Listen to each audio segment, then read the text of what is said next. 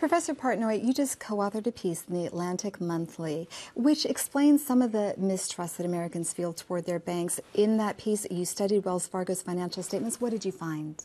We found that Wells Fargo is just as opaque as the other banks that people have become scared of. That when we worry about JP Morgan or Goldman Sachs or Morgan Stanley and all these risks that have come out. Last year, JP Morgan disclosed this $2 billion loss that its CEO called a tempest in a teapot, and then suddenly it was a $6 billion loss.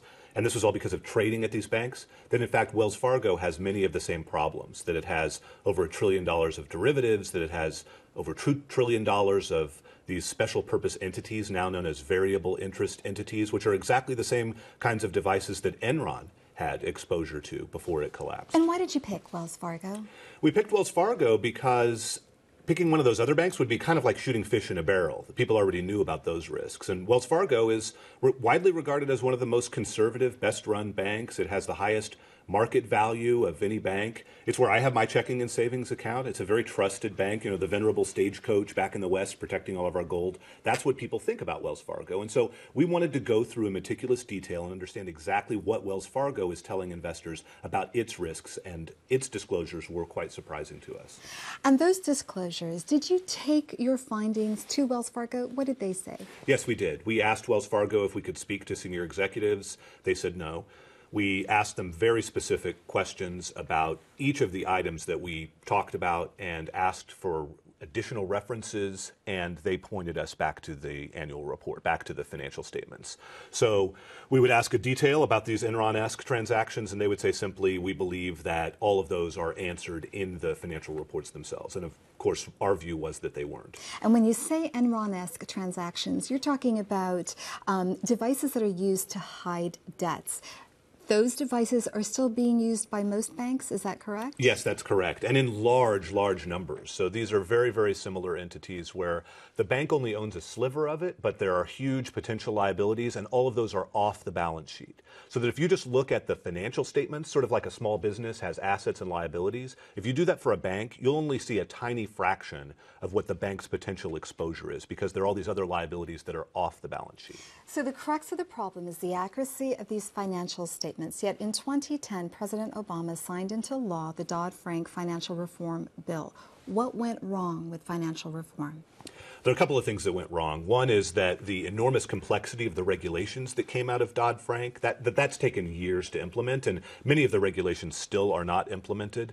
But the other problem was that we didn't target this issue of transparency and disclosure. That's what we did in the aftermath of the 1929 crash. We developed these laws in the 1930s that were focused on transparency, disclosure, and we had decades of robust economic growth, and we didn't have these problems with banks.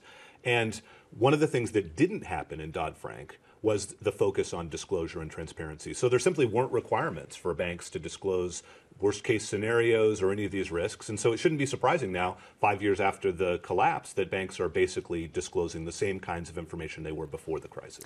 And what does the banking lobby have to do with the fact that there aren't those requirements, despite reforms? Well, they're very powerful, obviously, and they don't have any interest in disclosing these details. Although some banks now say that if collectively they would get together to disclose the details, that they might be willing to do that. But no bank like Wells Fargo or JP Morgan is going to stick its neck out and start disclosing this kind of information unless everyone else is disclosing it simultaneously. And that requires new law.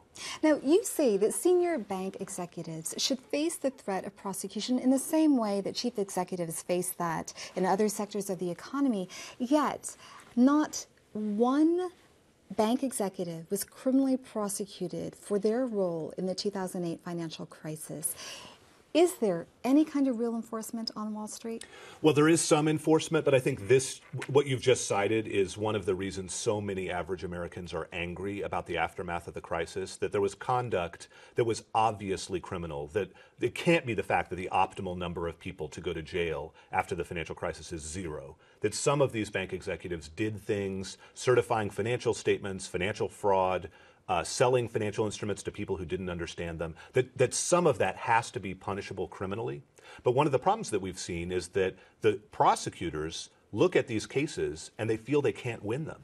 that even the very, very best prosecutors in Washington and at U.S. attorneys' offices throughout the country look at them and say, we're going to lose. And I think what that signals to us is that we need new laws that will strengthen enforcement so that the next time this happens, that they'll be able to bring those kinds of cases. And we have to close it there. Frank Partnoy, thank you so much for speaking to us today. Thank you.